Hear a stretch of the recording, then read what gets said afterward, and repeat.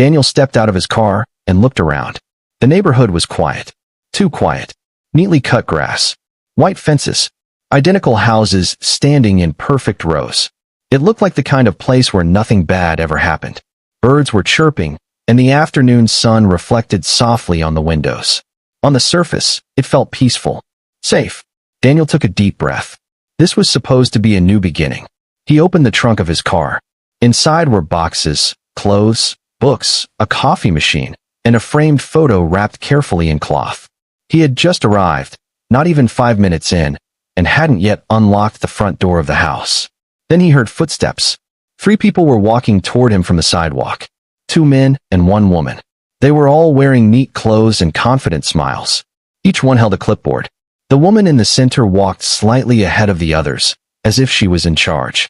Their steps were slow, deliberate, like they had done this many times before. Daniel closed the trunk and turned to face them. "Welcome to the neighborhood," the woman said, smiling wide. Her voice was sweet, but something about it felt sharp. "I'm the HOA president," she continued. "And these are my colleagues." Daniel nodded politely. "Nice to meet you." The man on the right looked at Daniel's car and frowned. He pointed at the tires. "You can't park here," he said. Daniel looked around.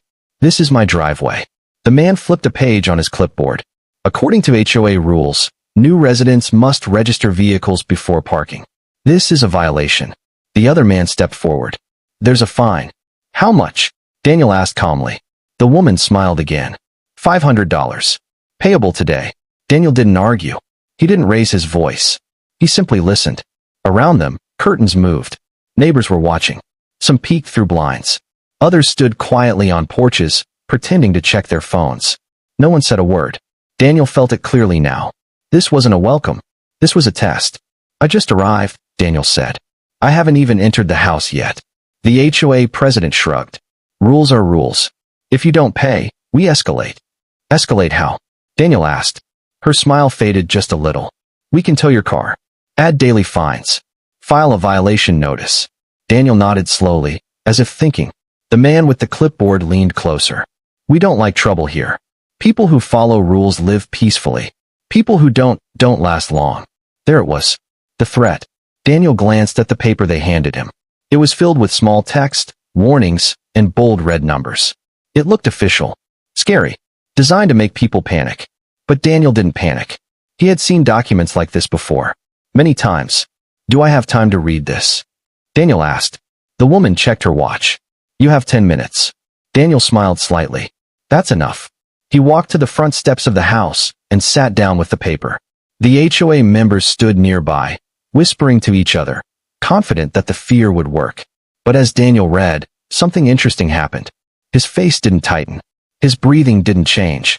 Instead, his eyes sharpened. He noticed small details. The language. The wording. The missing references. These people assumed he was just another new tenant. Someone who would pay quickly to avoid trouble. Someone who didn't know how things worked. They were wrong.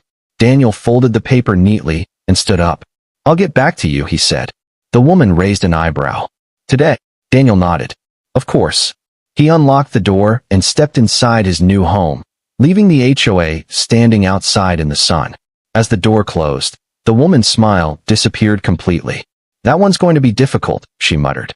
Inside the house, Daniel leaned against the door and let out a slow breath. 5 minutes. That's all it took. He walked to the kitchen, placed the paper on the counter, and opened his laptop. His fingers moved fast as he typed in names, property records, and old contracts. Lines of information filled the screen. And then, he found it. Daniel leaned back in his chair and allowed himself a quiet smile. "They really tried this on me," he said softly. Outside, the HOA walked away, already planning their next move. They had no idea. They had just tried to trick the one man in the neighborhood who knew exactly how this game ended. Daniel did not sleep much that night. The house was quiet, but his mind was loud. He sat at the kitchen table with his laptop open, papers spread around him like pieces of a puzzle. Outside, streetlights glowed over perfect lawns, hiding the tension underneath. Daniel knew this neighborhood was not peaceful. It was controlled. He read through property records again and again. Old contracts. Long-forgotten clauses. The truth was clear, but he needed proof that could not be ignored. The HOA had power only because people believed they did. Fear kept everyone silent. Early the next morning, a black SUV stopped in front of Daniel's house. 2 HOA members stepped out, followed by the president. Their faces were serious now. No smiles. No greetings. They knocked hard. Daniel opened the door calmly, already dressed, coffee in hand. "We need to talk," the president said. Daniel stepped aside. "Come in." They entered like they owned the place. The man with the clipboard walked around, taking notes, as if searching for violations. The other man stood near the door, arms crossed. "You failed to pay your fine," the president said. "I told you I would get back to you," Daniel replied. She leaned forward. "This is not a request. This is a warning." Daniel took a slow sip of coffee. "About what?" "About your future here," she said. "People who don't cooperate don't stay long." Daniel placed his cup down gently. Interesting choice of words. The president frowned. "Are you threatening us?" "No," Daniel said. "I'm listening."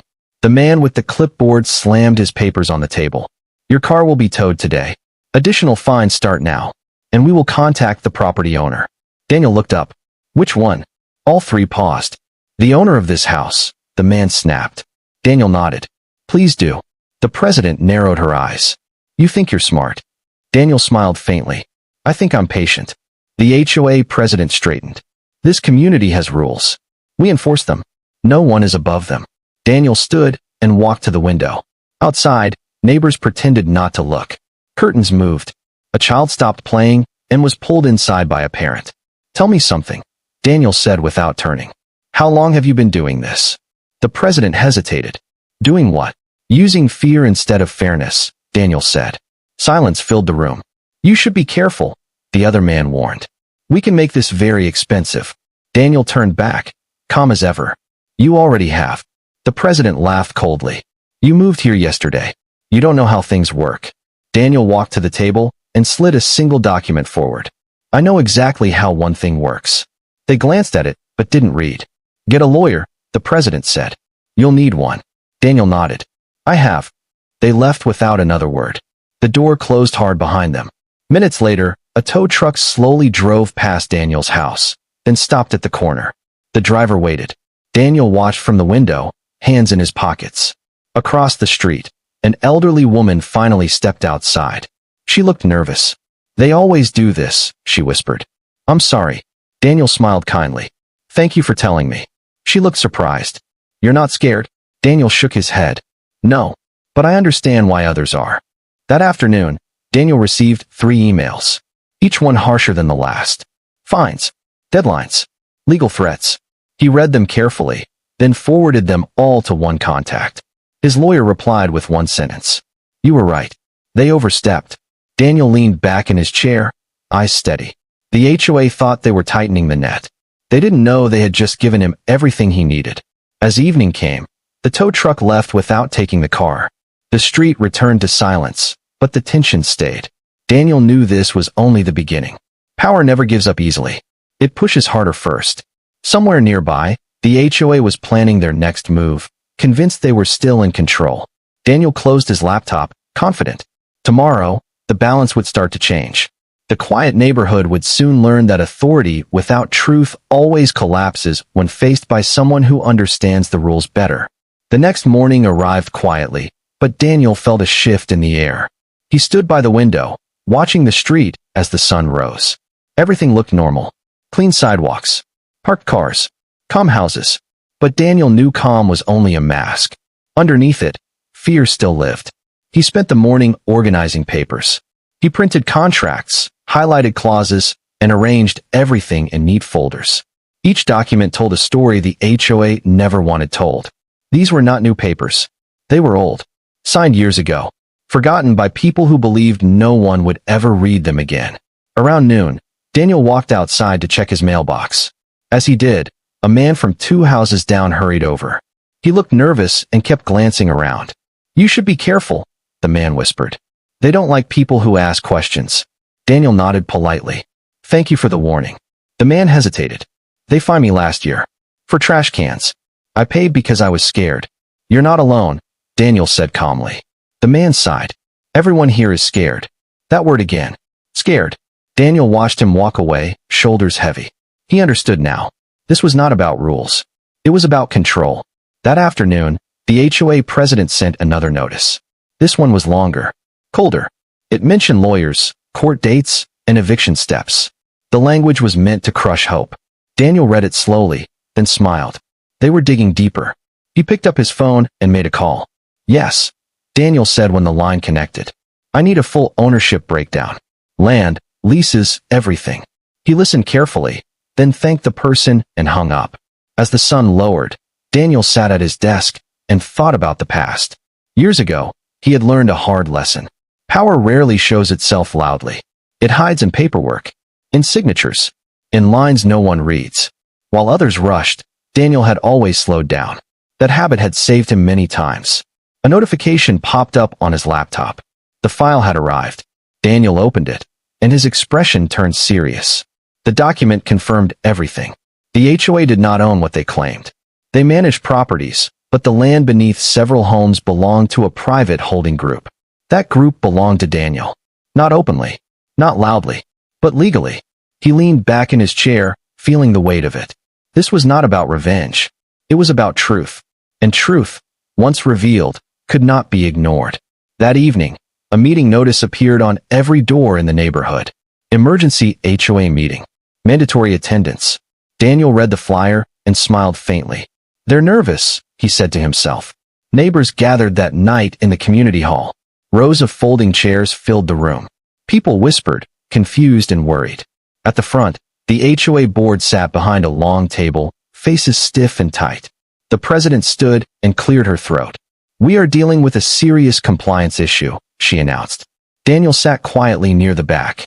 This community survives on order, she continued. Anyone who threatens that order threatens everyone here. Murmurs spread through the room. Daniel stood up. The room fell silent. I have a question, he said calmly. The president froze for a moment. This meeting is for residents only. Daniel met her eyes. I am exactly that. She nodded stiffly. Then speak. Daniel held up a folder.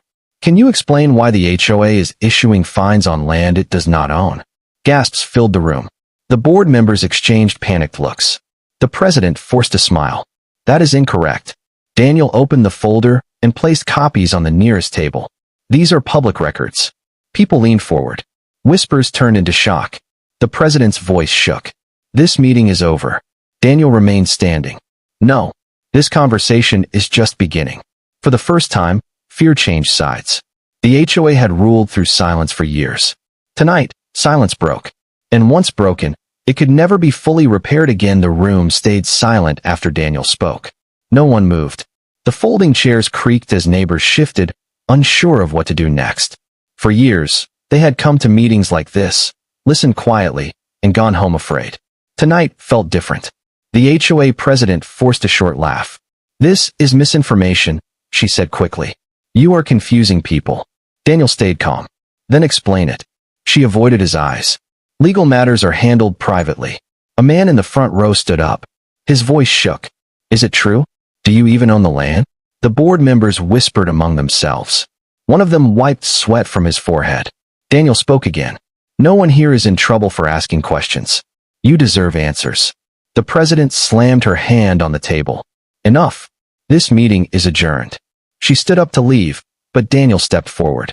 Sit down, he said, not loudly but firmly. The words cut through the room. She froze. I'm not here to attack anyone, Daniel continued. I'm here because power without honesty becomes abuse. The president slowly sat back down. Her confidence was gone. Her voice dropped. What do you want? Daniel looked around the room. I want the truth to be spoken. A woman near the aisle raised her hand. They fined us hundreds for paint colors, she said. Was that even legal? Another voice followed. They threatened my husband with court. Then another. And another. Stories poured out. Trash cans. Parking spots. Late fees that doubled overnight. Fear that never stopped. The HOA board sat silent as the room filled with anger and relief. Daniel raised his hand gently. Please. One at a time. The president stood again, shaking now. You don't understand what it takes to run a community. Daniel met her eyes. I understand contracts. And responsibility. He placed another document on the table. This shows management authority only, not ownership. Your power ends where the land begins. One board member whispered, "We didn't know." Daniel nodded. "But you enforced it anyway." The president swallowed hard. "If this gets out, everything collapses." Daniel answered calmly, "Only lies collapse." She looked around the room and finally understood. She was no longer in control. That night, the meeting ended without votes or fines. People left slowly, talking openly for the first time. Some thanked Daniel quietly. Others just nodded, eyes full of hope. Outside, the air felt lighter. The next morning, the HOA sent out an email. It claimed the meeting was misunderstood. It warned residents not to spread rumors. It threatened legal action. Daniel read it carefully. Then he replied. He sent copies of the documents to every homeowner. Simple language. Clear facts. No threats. By afternoon, the phone started ringing. Neighbors knocked on Daniel's door. Some were angry. Some were scared. Some cried. Daniel listened to everyone. That evening, a lawyer representing the HOA arrived unannounced. He spoke politely but firmly. "This situation can be resolved quietly," the lawyer said. Daniel nodded. "Quietly helps who?" The lawyer sighed. "My clients acted within their understanding." Daniel replied. "Understanding does not replace truth." The lawyer glanced at the documents and knew the case was weak. 2 days later, the HOA suspended all fines temporarily. The board canceled inspections. Control loosened. The neighborhood noticed. For the first time, cars stayed in driveways without fear. Trash cans sat where they wanted. People walked freely. But Daniel knew this was not the end. Power rarely surrenders without one last fight. Late that night, Daniel received an official notice. Emergency legal review. Possible injunction. Strong words meant to scare him. Daniel closed his laptop calmly. "They're running out of moves," he said softly. He stood by the window, watching porch lights flicker on across the street. People were talking, laughing, living. The HOA had tried to protect itself with silence and pressure. But once truth enters a system built on fear, the system cracks. And cracks never heal the same way again. The legal notice did not scare Daniel. He had expected it. When control begins to slip, those who held it always try to grab harder. The HOA believed one strong move would force him back into silence. They were wrong. The next morning, Daniel woke early and walked through the neighborhood. People waved now. Some smiled. Others nodded with quiet respect. Fear was slowly leaving their faces. That alone told Daniel everything was changing. At noon, a formal letter arrived. The HOA demanded an emergency hearing. They accused Daniel of disrupting community order and spreading false information. The language was heavy and threatening, but empty. Daniel forwarded the letter to his lawyer and waited. That afternoon, the HOA called a closed meeting with only board members and legal counsel. They did not invite residents. They wanted control back. Inside the meeting room, tension filled the air. The president paced back and forth, her voice sharp. "We can't let one man destroy everything." The lawyer adjusted his glasses. He didn't create this problem. The documents did. A board member slammed his fist on the table. "We ran things this way for years." "Yes," the lawyer replied calmly. "And that is the issue." Silence followed. Meanwhile, Daniel sat at home, calm. He organized one final folder. This one contained everything needed to end the game cleanly. Ownership charts, lease rights, rent collection authority, clear, legal, undeniable. By evening, the HOA's lawyer requested a private conversation. They met in Daniel's living room. "I'll be honest," the lawyer said. "My clients are exposed." Daniel nodded. "I know. They want to settle," the lawyer continued. Quietly, Daniel looked at him. "Quiet is how this started." The lawyer sighed. "What do you want?" Daniel spoke carefully. "I want the HOA restructured. Transparent rules. No surprise fines. No fear." "And the past?" the lawyer asked. Daniel paused. "All illegal fines returned." The lawyer's eyes widened. "That's a lot of money." Daniel's voice stayed calm. "So is abuse." The lawyer leaned back. "They won't like this." "They don't have to," Daniel replied. "They just have to accept it." 2 days later, the HOA announced major changes. The president resigned. 2 board members stepped down. Fines were paused indefinitely. An audit was announced. The neighborhood buzzed with shock. People gathered in small groups, reading emails, talking openly. Some laughed in disbelief. Others cried in relief. For the first time, the HOA felt small. That night, the former president knocked on Daniel's door. She looked tired. "Smaller. I never thought it would end like this," she said quietly. Daniel listened. We thought we were keeping order, she continued. But maybe we just liked control. Daniel answered gently. Order without fairness becomes fear. She nodded slowly. What happens now? Daniel looked past her, toward the quiet street. Now people live without being afraid. She left without another word. Weeks passed. Refund checks were mailed. Rules were rewritten. Meetings became open discussions instead of warnings. Residents voted. Voices mattered. The tow trucks never returned. Daniel did not take power for himself. He made sure no one could abuse it again. He remained quiet, watching the neighborhood heal. One evening, the elderly woman from across the street brought him cookies. You gave us peace, she said. Daniel smiled. You already had it. You just needed space to feel it. As the sun set, children played freely. Cars parked without worry. Doors stayed open longer. The HOA still existed, but it no longer ruled through fear. It answered to the people. And everyone remembered the day one man arrived with boxes in his car, stayed calm, and quietly reminded a system that real power never comes from threats. It comes from truth, patience, and knowing exactly where the lines are written. Life in the neighborhood slowly returned to something it had never truly been before. Normal. Not perfect, but honest. Daniel noticed the change in small ways first. People walked their dogs without watching their steps. Cars stayed parked overnight without fear of fines. Laughter returned to porches that had once been silent. The new HOA board held its first open meeting on a warm evening. Chairs were set in a circle instead of long rows. No clipboards. No warnings taped to walls. Just people talking. Daniel sat quietly near the back, listening. The new chairperson spoke carefully. We are here to serve the community, not control it. The words were simple, but they mattered. Neighbors shared ideas instead of complaints.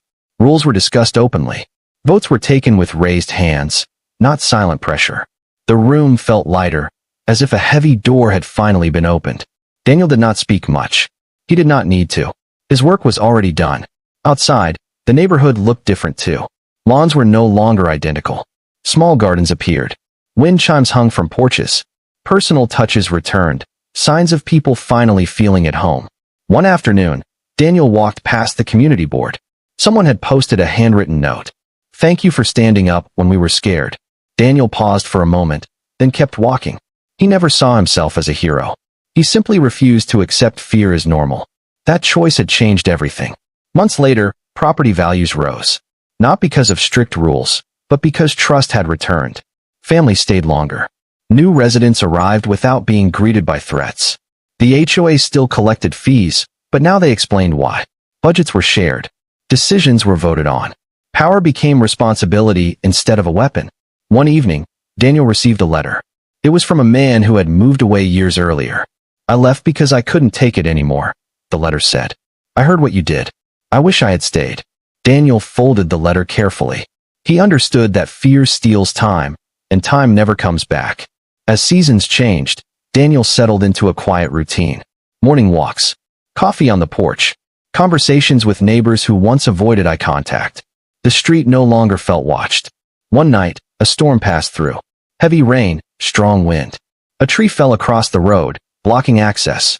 Without hesitation, neighbors came out together. Someone brought tools. Someone called for help. No one waited for permission. They didn't need it anymore. As the road cleared, Daniel stood under the streetlight, watching people work side by side. This was what a community was meant to be. Later, as calm returned, Daniel thought about the first day he arrived. The clipboards, the threats, the fear in the air. So much had changed because one lie had been questioned. The old HOA president moved away quietly. No one spoke badly of her. People learned that power can blind even those who think they are doing right. Daniel never revealed everything about himself. Most neighbors still didn't know the full story. They didn't need to. The result mattered more than the reason. One child once asked him, "Why did they listen to you?" Daniel smiled and answered simply, "Because I listened first." Years later, new residents would hear stories about the past, about how things used to be. They would shake their heads, unable to imagine it. And that was the greatest success of all. The neighborhood had forgotten fear. Daniel stood on his porch one evening as the sun set, painting the sky in soft colors. The street was alive with sound and movement. Doors open, lights warm, voices free. The HOA still existed on paper, but the real power now lived where it always should have, with the people.